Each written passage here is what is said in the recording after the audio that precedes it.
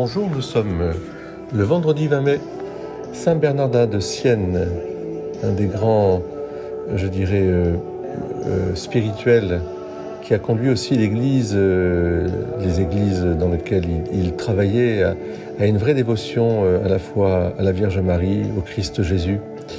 Saint Bernardin de Sienne, rien que ça, déjà ce nom nous indique toute la beauté et la grâce. En ce vendredi 20 mai, bien, je vous invite tout simplement dans le cadre même de la liturgie qui nous conduit à l'amour incandescent de Dieu répandu dans nos cœurs par l'Esprit Saint, l'Esprit d'amour et de vérité, l'Esprit du Père et du Fils, à écouter ce que nous dit l'Ancien à la Dame élue de Dieu et à ses enfants, que j'aime en vérité, non pas moi seul, mais tous ceux qui connaissent la vérité. L'apôtre bien-aimé du Seigneur, Jean, l'évangéliste.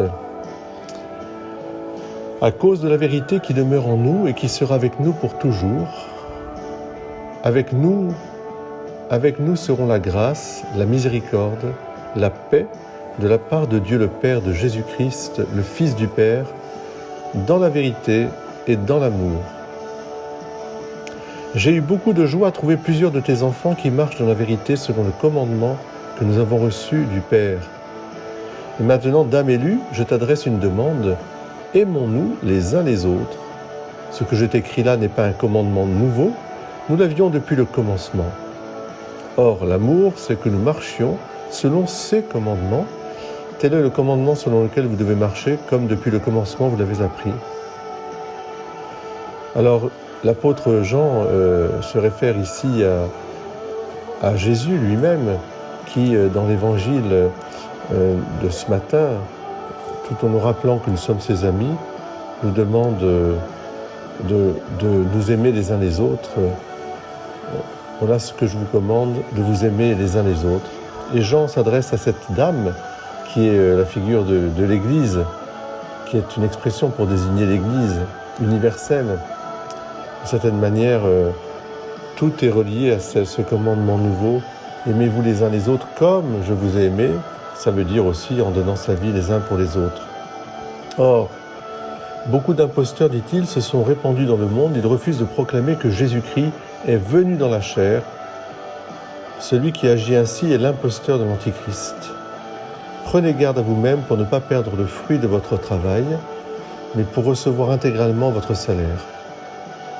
Quiconque va trop loin et ne se tient pas à l'enseignement du Christ, celui-là se sépare de Dieu. Mais celui qui se tient à cet enseignement, celui-là reste attaché au Père au Fils. J'ai bien des choses à vous écrire. Je n'ai pas voulu le faire avec du papier et de l'encre, mais j'espère me rendre chez vous et vous parler de vive voix pour que notre joie soit parfaite. Je trouve ça très beau. Saint Jean est là. Il nous rejoint par sa lettre. Et moi, je vous invite à mettre en pratique vraiment sa recommandation.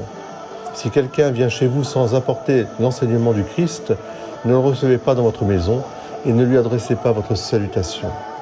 Eh bien, chers frères et sœurs, en ce vendredi, je vous bénis de tout cœur et nous allons essayer de vivre pleinement ce commandement nouveau. Aimez-vous les uns les autres comme je vous ai aimé. Que l'apôtre Saint Jean vienne jusqu'à nous. Amen.